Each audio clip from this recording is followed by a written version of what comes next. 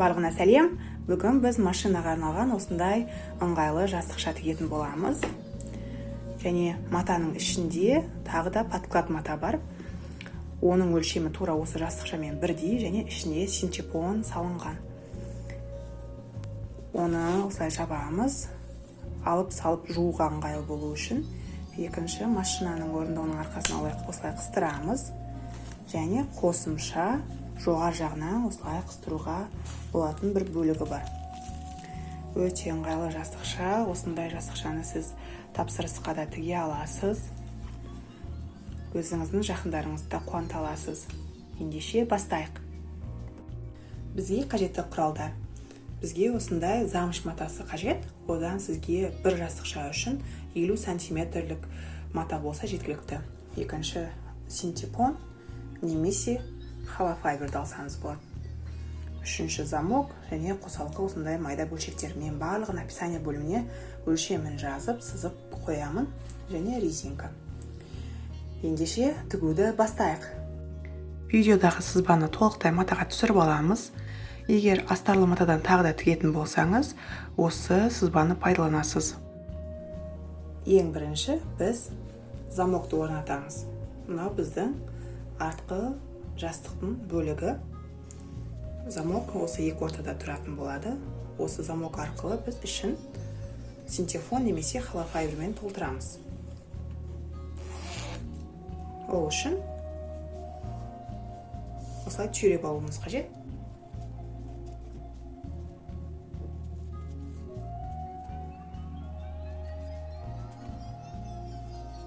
Замокқа 2 мм жеткізбей тігіп аламыз. Мінекей тігіп алдық. Енді екінші жағын да тура солай жасаймыз.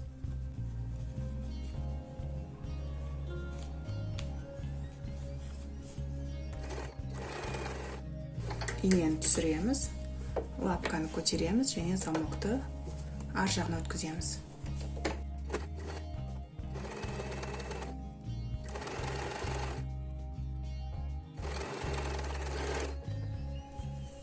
Осындай замок пайда болды бізде. Енді арт жағына замоктың үстінен үтіктейміз. Үтіктеп алғаннан кейін тігіске осы замокқа 7 мм жеткізбей екі жағынан да түзу тігіс жүргізіп шығамыз. Заклепка береміз. Арт жағынан да мына замоктың орнын жауып, алдынан да әдемі тігіс шықты. Енді бізге осы екі деталь қажет. Оң жағы бір-біріне беттестірілген. Инемен 3 бөлігін түйрейміз. Осылай 1 см жеткізбей тігіп шығуымыз қажет. Тігіп алдық. Енді осындай бұрыштарын осылай 3 мм жеткізбей қиып алдық. Және оң қаратамыз матаны.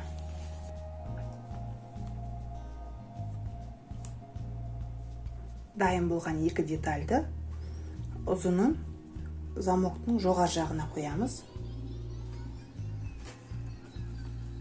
Яғни осылай замоктың жоғар жағына, дәл ортасына. Мінекей замогымыздың жоғар жағына ұзын детальді қосамыз. Және үшеуін инемен түйреп 1 см жеткізбей закрепка беріп тігіп шығамыз. Астына тура солай кішкентай детальді қосып закрепка беріп тігіп шығамыз. Мінекей тігіп, тігісті жоғар жаққа қарай үтіктеп алдық. Астында тура солай істейміз. Енді мына бауларды осындай құрылғыға өткізуіміз қажет. Бізге ұзындығы 30 см және екіншісі 10 см болатын екі түрлі резинка қажет. Біріншісін астынан жоғарға қарай кіргіземіз. Және екіншіміз үшінші тесікке кіргізіп тартамыз. Екі тесіктің жоғар жағынан біріншісінен өткізіп, астынан тағы бір өткіземіз. Бұл түсінікті, осылай ұстап тұру ғана қажет. Және мына жерге қайтадан әкелеміз резинканы.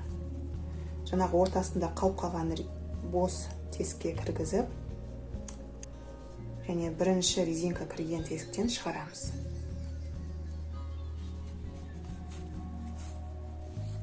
Мінекей, шығардық. Енді мына шыққан жерді осылай 1,5 сантиметрге қайырып, закрепка беріп, зигзагтап тігіп шығамыз. Және мына екінші қақпағын өткіземіз бір рет, және сыртынан түзу тігіс 2-3 рет қайталап жүргіземіз.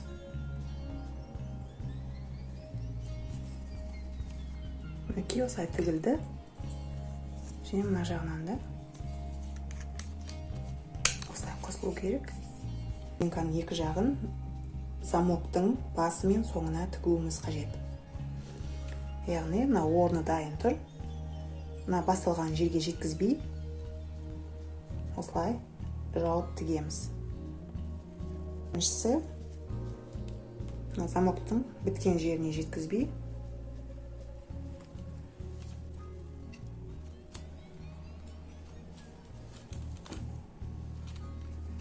осылай қосып, екі жақтан закрепка беріп тігіп аламыз.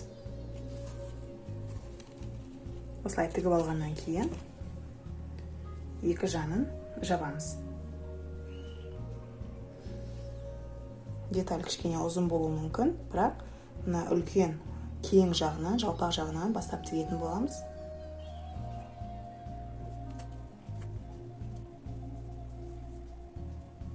Мына жақтан артық мата қалғаны ештеңе етпейді. Біз қазір тігіп болғаннан кейін артығын қиып тастаймыз. Енді екі жағынан тігіп шығамыз. Закрепка береміз. Мінекей тігіп алдық, үтіктеп алдық. Припусктарын қиып тастасаңыз да болады кішкенесін. Мен көп қимаймын. Себебі бұл бәрібір жастықтың артында тұратын болғандықтан кедергі жасамайды. Шамалы ғана қиям, кедергі жасайтын жерді ғана. Енді біздегі осындай ұзын бір детальді астынан бастап жалғаймыз. Инемен түйреп аламыз барлығын алдымен.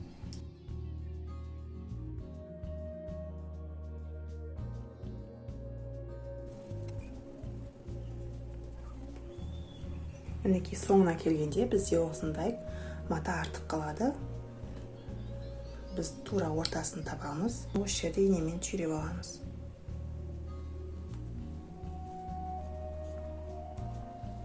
Осылай еркін жатқаннан кейін, мына жерде ең алдымен тігіп, закрепка беріп аламыз. Тігіп алғаннан кейін, артық матасын қиғаннан кейін, тура осы жерден айналдыра тігін машинасында 1 сантиметр жеткізбей закрепка беріп тігіп шығамыз. Мінекей, жастықтың шеті дайын болды. Енді бізге тек үстін жаба салу ғана қажет.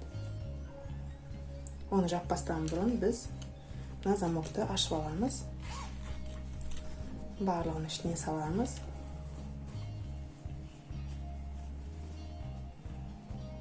Оң қаратамыз ішке. Және осылай инемен түйреп шығамыз жан-жағын. Мінекей осылай түйреп алғаннан кейін жан-жағын тігіп шығамыз. Мінекей тігіп алдық, үтіктеп алдық тігісті. Енді осы ашылып тұрған жерден оң қаратамыз барлығын.